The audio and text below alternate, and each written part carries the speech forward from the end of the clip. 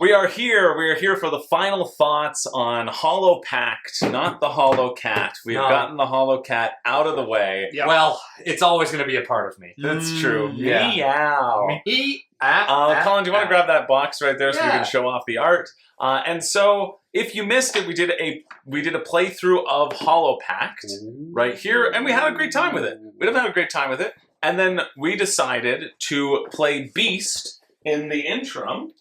So we stopped, we had some dinner, there we go, we played Beast, which was Studio Midhall's first game, and so this is going to be mostly talking about our thoughts of Hollow Pact, what we liked, what we didn't like, etc. But we also want to compare it to Beast as a touch point, especially if you have played Beast before, because it is set in the world of Beast. We played by the same company. And there's going to be some crossover Beasts as well.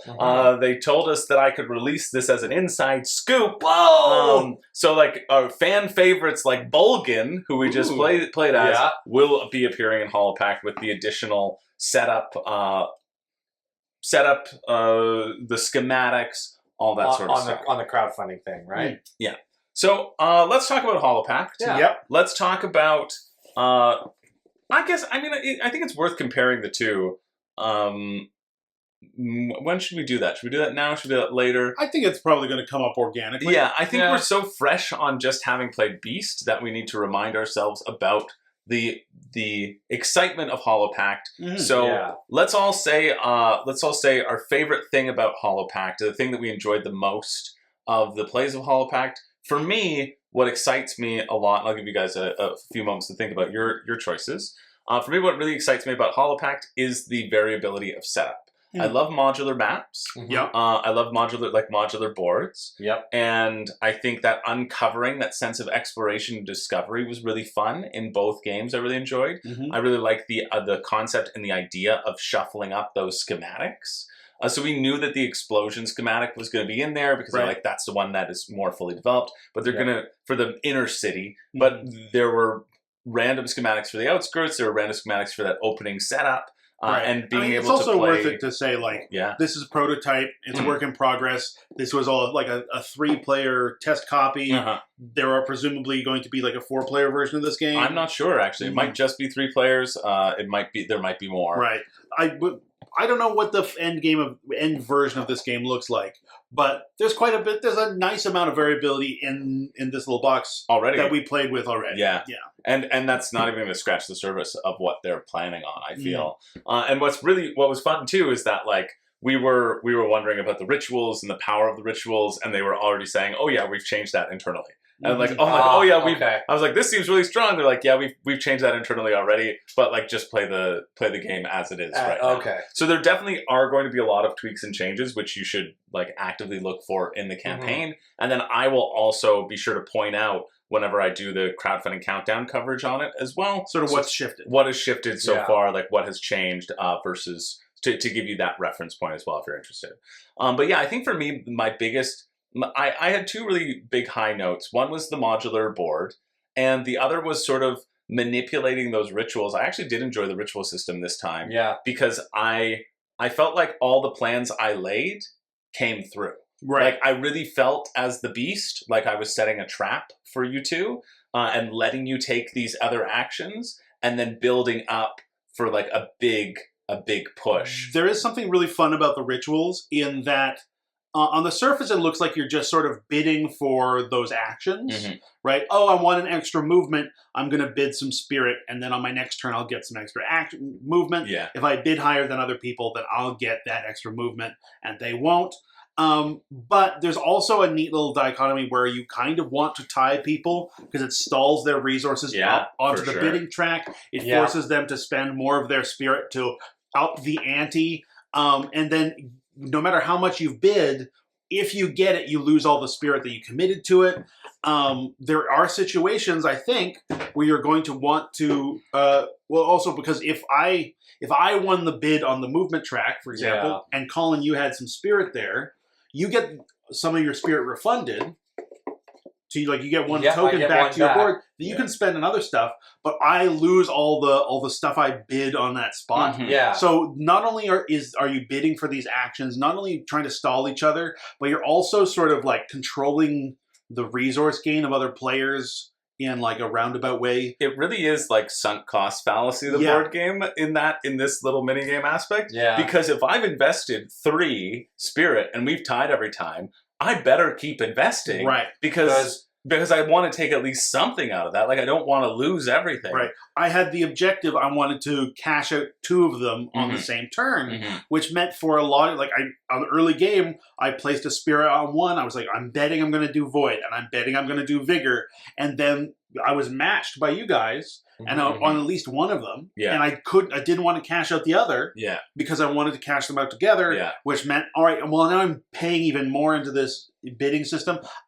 Like this little ritual system, I think was one of the standout parts of the game, and it's kind of little and it's to the side, but it was one of the more interesting bits for me, I think. Yeah. Yeah, the spirit system, I think, is, again, you guys both said it, it is a great point. The whole game worked well because everything fit the theme. In my opinion, I think there was nothing that felt out of place with regards to the world it was trying to build. Every action I took, every card that I bought, it just felt like I was part of the world that they wanted the game that they had the game in. And that felt very immersive for me. And that was my favorite part of it, was how immersive it felt for me, with being like, I dove headfirst into this world of despair. And because you were role-playing in it as well, as the Hollow Cat. As the Hollow Cat themselves, I was the main character. Right. But, I think the game's theme is very, very cool. The game's theme, it reminds me a bit of like Dark Souls. It's got that same sort of like, the world is awful and will never be, no one will smile ever again, and look, there's a pile of corpses.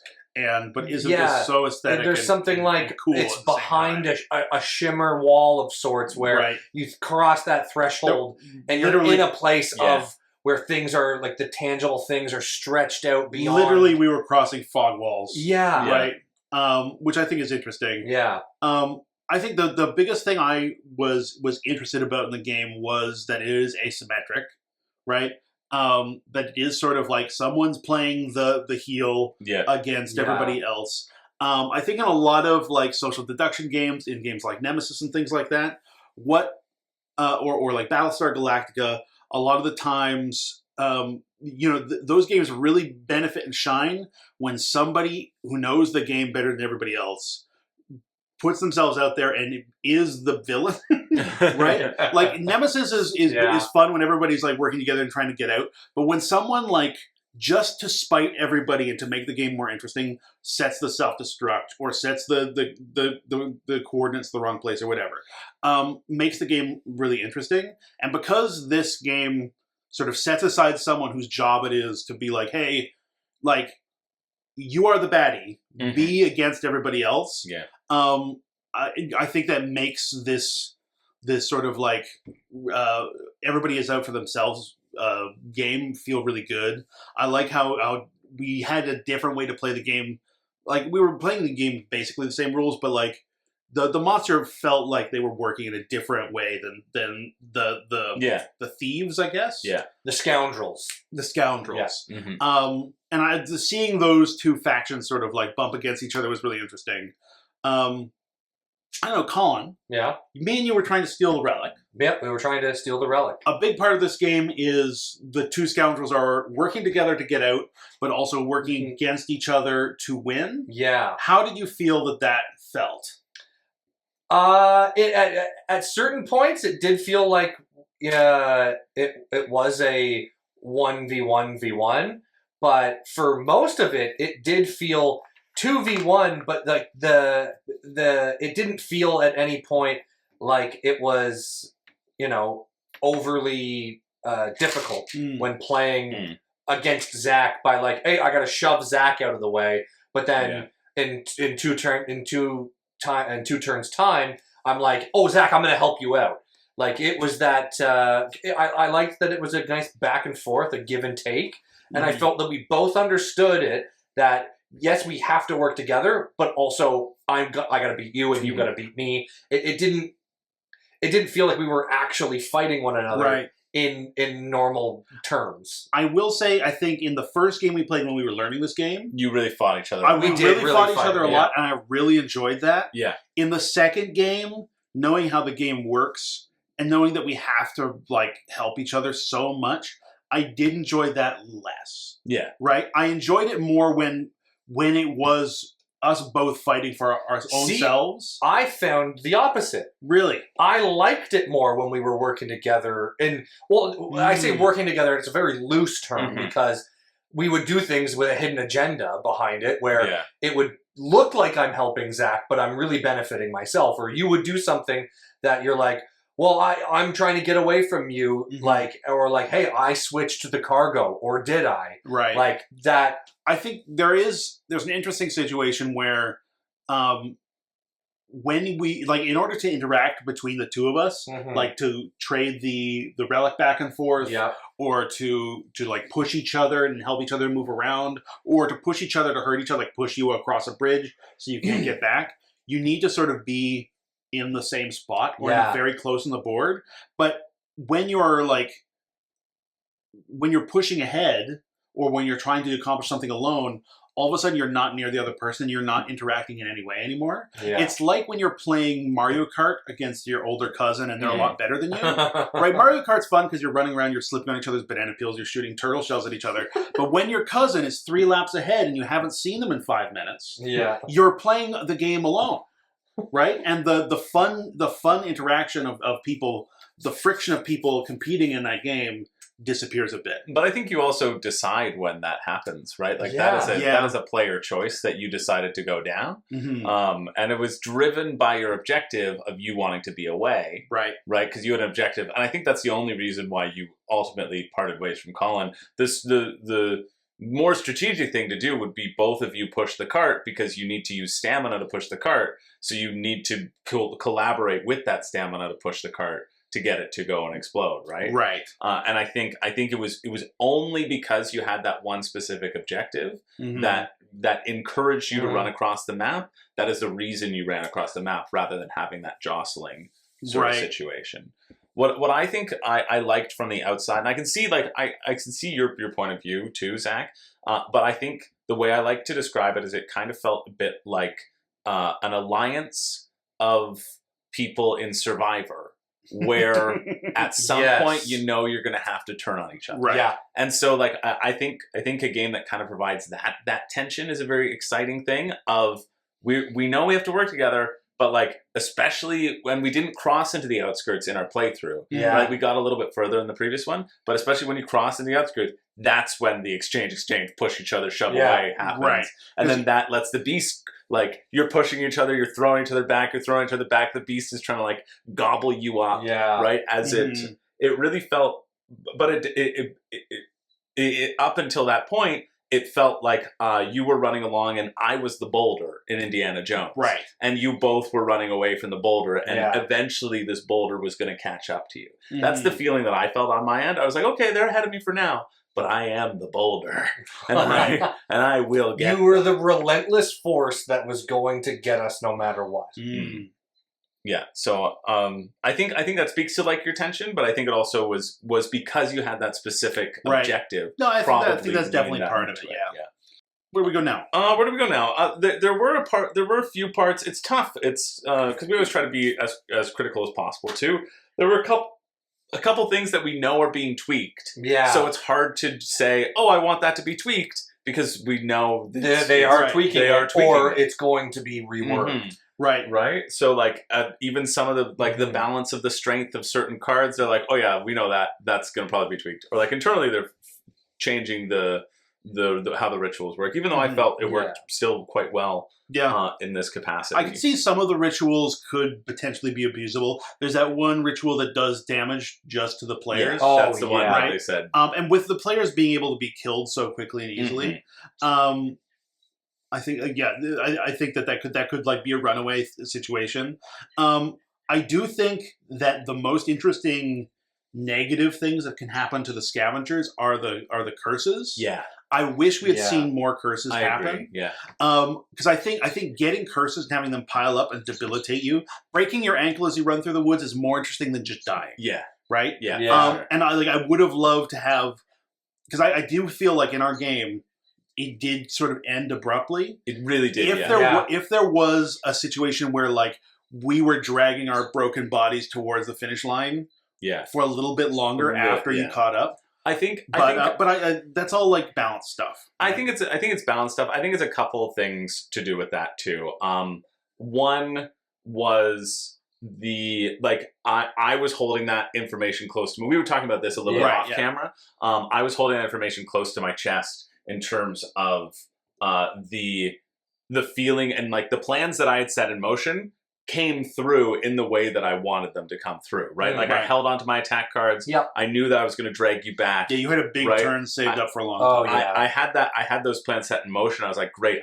And then I knew where the fire was going to expand, and I think I saw that before you two ended up seeing that. And so definitely like I had that feeling. There was 2 turns I was sure that he would eventually be able to get to the cart and push it once or twice. Yeah. And I'd be able to meet him in the middle. But then when he couldn't move, we were out of position completely. Yeah. And then also too, I think the second thing was you pushing your luck just to push your luck for the stress. Because you didn't have to do that. Yeah. But you were doing it because you thought you were in a different position maybe. And then when you did that, you're like, oh no.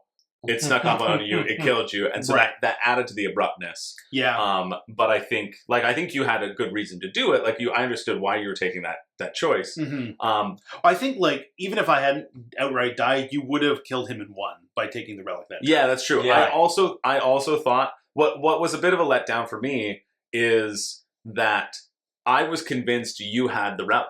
Right. Like you had done the bluffing correctly. I was convinced that you had the relic because I think we both did an exchange. Yeah, we both did exchange, and I had looked at it, and you looked at it, and so we both knew that I had it, or you had it. Yeah, because I had it from the start, and I was also because I also knew for one of my objectives. Did you ever switch it? No. Oh, never once. That's very fun. I literally just took them and went.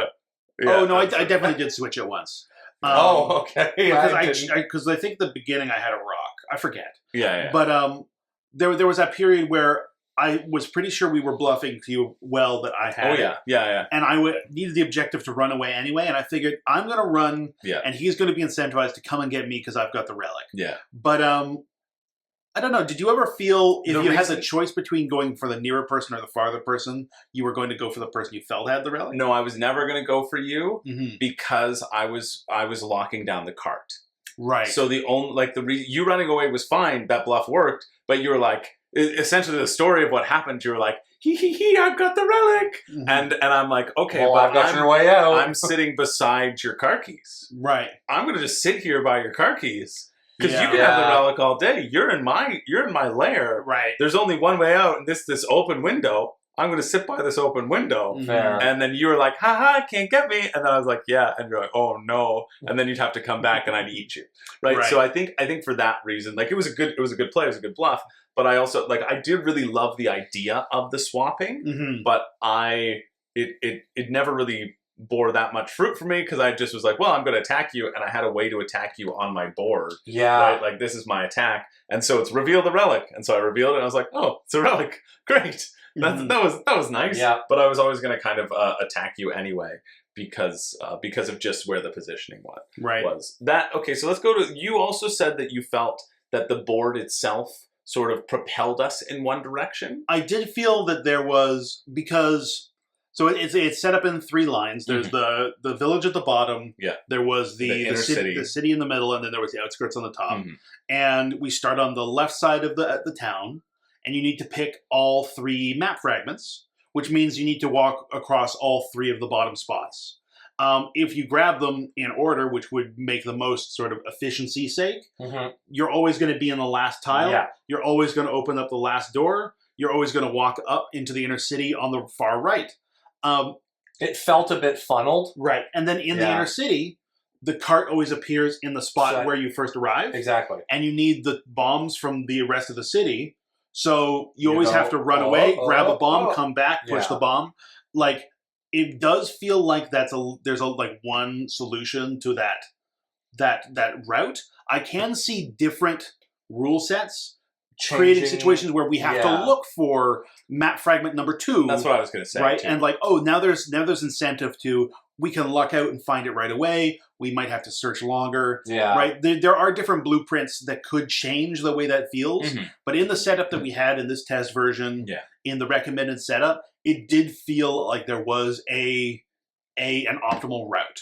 And I understand that. And then I also said this to you off camera as well, that I don't necessarily wholeheartedly agree, because I think there were opportunities for you to go through the middle. Like when Colin was right beside the gate, Zach could have picked up that last map fragment and then opened up the middle gate, right? When you had gone up to try to like... But at the same time, that goes against working for yourself. He wants to open the gate closest to him to further him. Right. Why would, like, if we're working together, I get it. But that aside too, that's why the prospect of those new schematics really excites me. And like, it also, I do agree with you, having thought about what we were talking about off camera. But also, like, there's where a situation where you use the beast assuming that it's going to go in that pattern to deke them out.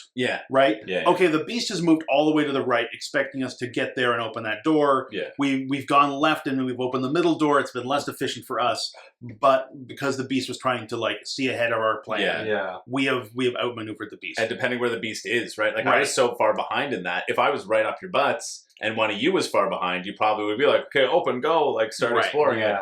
So I think there is some nuance there, but in this play, those were the feelings that I had. Colin, were there any things that you would want to see changed in Hollow Pact? Besides some of the things that we were bringing up with the designers, and they said, "Oh, we're already fixing it. We're already changing it," or like, "Yes, that is in the works to be changed," or "We have already changed it." It's very heartening. It makes it hard for us to critique more because we were like, "Well, this is this. Oh, they're changing it." Because a lot of the I guess pain points, quote unquote, were already being addressed or have addressed, but it mainly felt like a balance thing. But like the only thing I guess I would say, it did feel. Even though, like, the game thematically it felt fantastic for me, it did feel, and I do love the modular map, it did feel very funneled. But that's why I also feel like it was the Indiana Jones Boulder situation, is what that second one really felt a lot like to me. And I imagine this is probably the, like, tutorial or the initiation scenario or what have you, right? It's built to be a little bit more linear than I imagine a more complicated setup. Yeah, because even we looked at the other village schematics, that wasn't the first 3, and it was like, oh, search and flip one, you have to go to that specic section and get this thing. And we were like, we'll play with the one that we had played our sort of tester one with, because we were more familiar and felt would make a better demonstration on camera, essentially. Yeah, I think 2 things that I am lingering on is I wish that death was more of a drawn out situation, right? Like I talk about breaking your ankles and dragging yourself forward or what have you, but like I would like more debilitating things to pile up, right? So it feels like, oh, the monster has caught you in the end, right? In all good like slasher monster movies, like the end of the movie is like the broken protagonist running through the woods or whatever, like just keeping ahead of the monster and then finally like either not making it or making it, right? So I wish the death was a little bit more drawn out. Like, doesn't need to be a lot, but I wish that there was, I don't know, maybe like a little...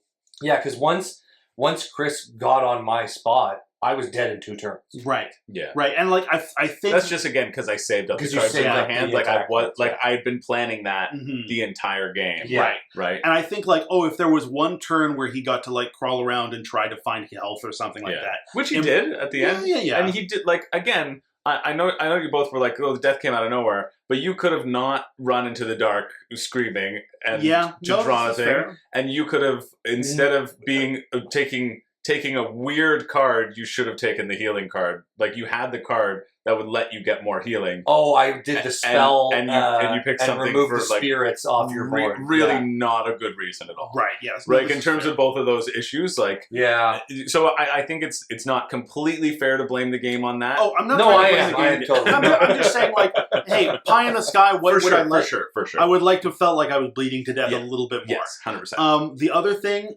that did not come up in either of our plays, but I'm curious how that would play out, is if one player dies real early.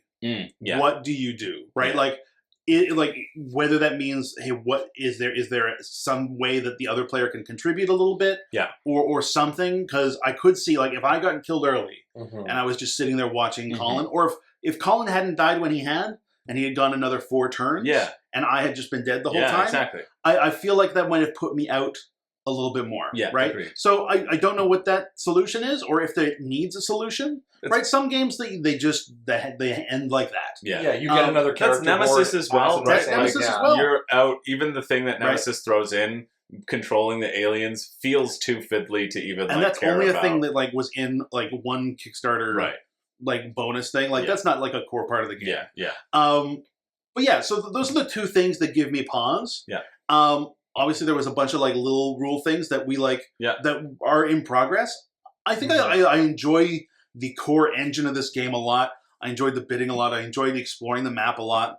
But those are the 2 things that I think stand out to me as like potentially needing a little look. I think before I forget, or else I'd pass to you, Colin. The one thing that I would want, I'm excited to see what all the new monsters do. Yeah. Yes. Because I really enjoyed the like teching myself up. Yeah, that's pretty cool. And choosing which techs to do. I also found in the first game I teched all of them up immediately. Yeah. And like didn't really worry about things. And so I would want maybe a little bit more of again that balance, that push or pull on there. But I also would like to see a little bit more difference from the insane side to the sane side. Yeah. It felt very similar from my end just watching you. I don't know how it felt internally, but I also think like even if when you're insane because you're threading the needle, like you're close to death, you're pushing your luck in a sense, right? Because you had that stress. If you're sitting with that stress, maybe you get an additional stamina, right? Like even that additional action point to show that like, yes, you might die, but the power is really worth it. Right. Right. And so like finding that balance of power might make it also feel like more Cthulhu Death may die when the more insane you get, the more powerful you become, right? The closer to death you are, the more powerful you become. Right. And so being able to have those boosts rather than like you want to be broken, it's like you're flaming up. Right. You're going to explode in a ball of fire. I would say maybe would like to see a little bit more of that. I agree. I don't know what the insane side of your card was because I didn't really pay too much attention. Yeah, I didn't. My sane side had a bunch of ways to either move extra or to gain sanity for being low on cards. And my insane side had a lot of ways to get extra cards. Yeah, this is just 4 deeds for rest. So, yeah. That's the same over here. Scavenge is neat, so you can just get cool things. Yeah.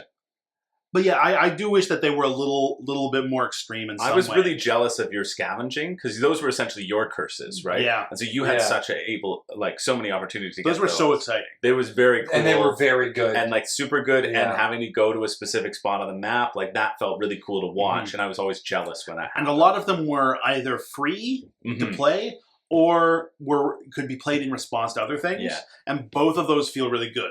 One, it either makes your turn much bigger, or it gives you defensive options. Yeah. I don't know. Yeah, I felt that it was, and like, all the pain points, they're like, I say pain points, but it wasn't really that much of a pain. It was more of just like a kind of admin housekeeping thing for some things. But I felt like it was a very solid game in comparison to the first game. Yeah, well, that's also what I was going to we want to touch on briefly as well, is Beast. We've now played Beast, and we've played Hollow Pact. Gut reaction, which one is better? I think it's across the board. Well, I don't know your response, Zach, but I know Colin and I, Hollow Pact for sure is better than Beast. At the start of Beast, I was thinking, I feel like Hollow Pact needs a little bit more time to cook. Right. I'm probably going to enjoy Beast more. By the end of Beast, I was like, no, Hollow Pact's better than Beast. Yeah. We Chris and me, We were going to play Beast apparently in the past. I thought we had. We had not. No. Beast, how long has this been on your shelf? Like 2 years. 2 years? Yeah. We finally pulled out Beast. We played it. I was very excited to do it. Like, I've been hyped up about it. I wanted to play it in like the perfect scenario. I really like hidden movement games. Yeah. What's it? Nuns on a Run is always good. The game Run is good. Psychic Peace Deliverers is kind of a hidden movement. Yeah. That's great. It's strange to play Beast because it's a hidden movement game where it feels like the hidden movement didn't super matter. Yeah, agreed. It was a game of tag in which the people who were it couldn't tag the Beast, the person who was not it. I do think that both of them have the theme of like a big monster beast sort of set against weaker people. Yeah. And I think Pact hits that much better. Oh yeah. Right? I was scared of the Beast in the Pact. I wasn't in Beast. Yeah. No. Yeah. I was scared of the spider. I was like, I can't be here. I gotta go. Right. I gotta get out. I felt like I wanted things from you. I needed things from you. I had like agendas to like with you and what you were doing. Yeah. In Beast, it felt like we were all kind of playing a solo game versus Chris. It did. Yeah.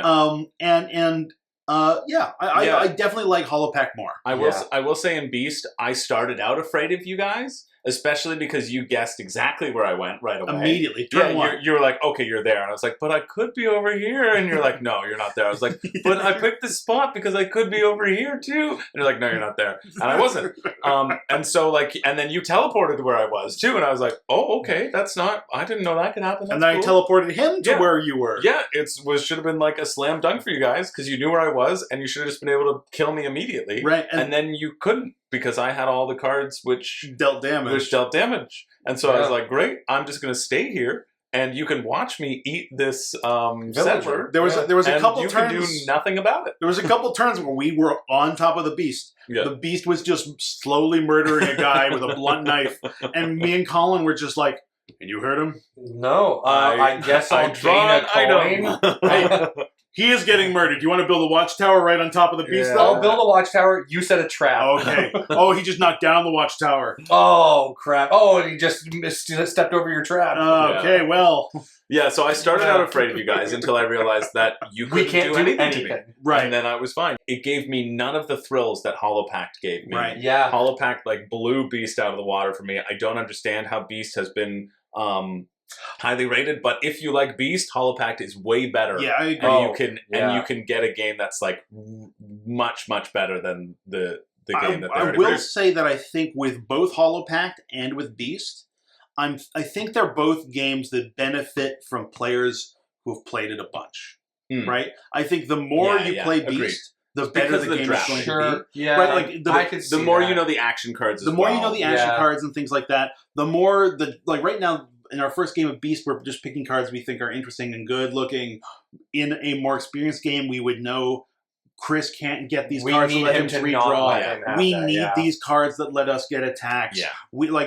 I think there's a lot of nuance there that on a third play, a fourth play, would start to build on itself. And to be fair, in the Beast rulebook, they have a thing at the back. They're like, don't do the first drafting phase. Start with these specific cards. Right. We probably should have started with those cards because then it gives a more like balance. But also, I think the win condition for the Beast was way too easy. Yeah, for this opening scenario. Yeah. But also the only killing two villagers? That was almost the same for all the Beasts. We were looking at them. I know, but I still think the win condition's way too... For how many settlers there are? Yeah. This is why I think it's a game that would benefit from being the game your group was playing for like a couple times in a row. Yeah. Because when you have like a really tight win condition like that, the downside is, someone can just win right away. Yeah. Mm-hmm. The upside is when you have two people who are like on it, and you're having a shoot off, right? Yeah. And it's first basket wins. Yeah. And you're seeing the guys in the NBA or whatever, like who gets the first basket,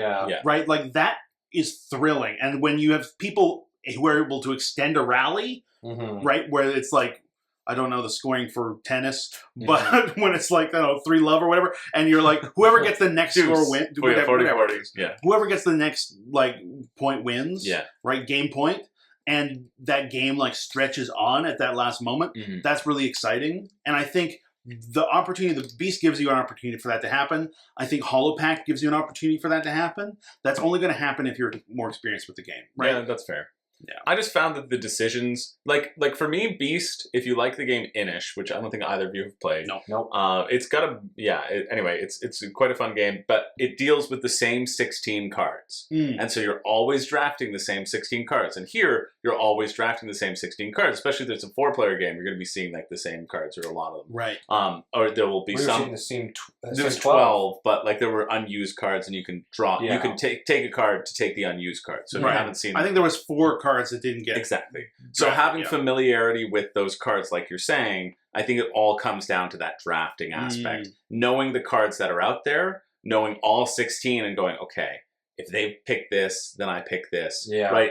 In a sense, most of the game happens in that drafting phase, or should happen in that drafting phase, and then you have a little bit of uncertainty on the board. Fun.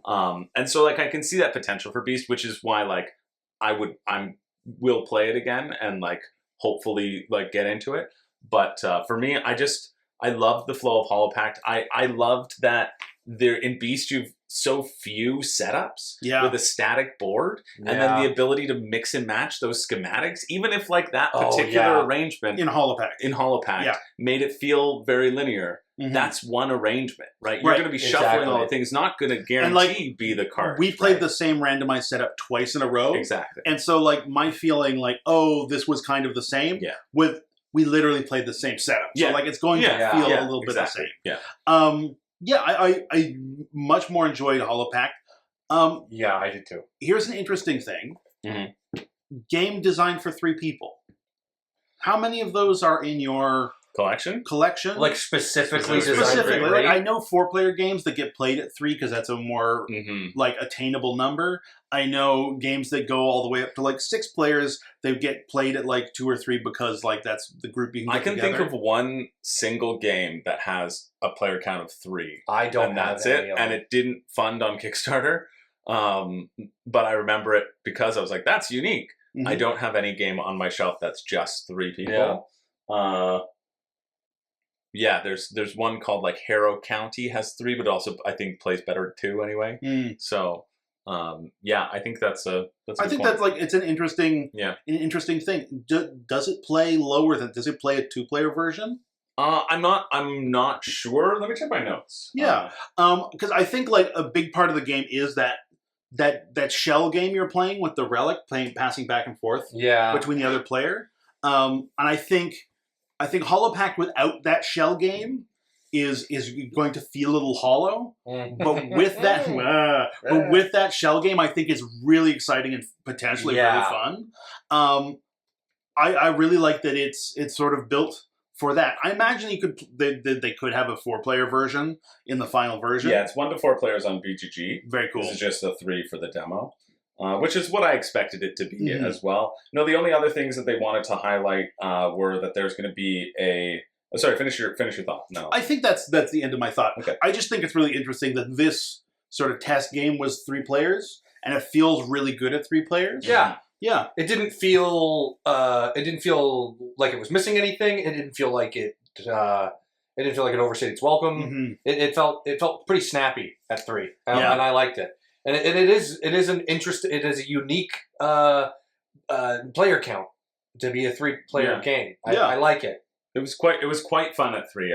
I really liked it. The things that they're working on that weren't included in our copy, a dynamic turn order system that they're testing internally introduces a faster, more responsive gameplay flow. So I think that also was like everybody does phase 1, everybody does phase 2. How we were. That's interesting. The one, again, something that we were. Yeah. This is one thing that we brought up. They're like, we're already on it. I'm like, all right, great, perfect. Like, okay, then that's a benefit. And then they're also going to be creating a community expansion in the Kickstarter campaign. Okay. So backers will shape the expansion by having an interactive story sort of thing. Key choices. They vote on how the story unfolds. Their decision will directly impact the content mechanics and even the characters of the expansion, which is cool. Which all backers will receive for free. And then one of the most popular beasts from the original Beast game will be included in the Hollow Pact. It's Bolgan. This time she'll be even more fearsome and gruesome, which is the one that we played in Beast as well. With her fungal spores. Yeah, with her polyps just like spewing out. Like I love the theming of the Yeah. characters in Beast and the art and like the production. But Holopack for me was just way more exciting. I think so. Yeah. I don't think I have any other notes. Like I think we've talked for a long time. Succinct. Oh, wait, how long have we talked for? 40 minutes. Oh, okay. That's pretty good. Those are some final thoughts. There we go. Last thing I'm curious about. Yes. Zachary? At the risk of adding another 40 minutes. If we had gotten together today to play, or we get together next week, or whatever, to play another 3-player game, how high on your want to play it again list is Holopack? Like on a scale of 1 to 10, like what On would a be scale of 1 to whatever, I don't know. 1 to whatever? It would be a whatever. Oh! No, I would definitely love to get another game of this in, especially once the little fixes have been made and the new modules. I'm excited to see the final product. I'm excited to see the final product. Because I feel like we are just at the tip of the iceberg with what they can potentially offer and follow up with regards to expanding upon this as well. Yeah, it's going to take a lot for me to want to play Beast again. But Holopack, it wouldn't take that much. No, I would happily. I'd jump back into Holopack, drop the hat. I know it's also not a long game. Didn't feel like it anyway. Well, our playthrough was an hour and a half. Right. And that was filmed, and that was us talking through our moves. So easily could have been an hour. Yeah. You know? Yeah, but we didn't get a chance to make it through to the outskirts or the escape process. So we would have played like a lot quicker if we weren't explaining things. Right. I mean, in the first test game we did, outskirts, once you're there, you're at the There are like 3. Yeah, there's 3 spaces. Or 1, 2, and then you can be out. Yeah. So, like, we were right there at the end. Like, we were near the end. Closer than it might have felt like. Yeah. Yeah. Well, there you go. There's our final thoughts on Holopack and a little bit of a comparison to Beast as well. If you've played Beast before, or if you were thinking about Beast, well, don't think about it. Think about Holopack instead. I did not expect you to be as down on Beast. No, I just like Holopack was so delightful to me, and Beast was like, all right. Yeah. From a game from a studio where this was their first game, and then following it up with that, the trajectory just picked up. Yeah. They exceeded. They exceeded for sure Beast's status, in my opinion, tenfold. Yeah, and I think that's and I was saying off camera, I was like, hey, it's good for the final thoughts, good for them. We don't have to be like, hey, Beast was amazing. Don't get Holopack. Holopack is good, but Beast is so incredible. No, it's completely Holopack is great. So thanks everybody. Hopefully that was helpful. Again, you can check out the Kickstarter or the campaign down below. You can also check out our playthrough, which I had fun snaring them into my web, even though they didn't know it was coming. That's it. See you later. Go check them out because it was a good time. And thanks again to this wasn't sponsored. You know, I always do an unsponsored final thought, so we can say whatever the heck we want. And they can choose to post it or not. I don't care. Chris, the ends of your videos are always so smooth and professional. Thanks. It's wonderful to be here. This was Room and Board. I'm Chris. Whoa. I don't have a catch. I'm cutting him off, Colin. I'm shutting him up. He was rambling. That's fair. See you later.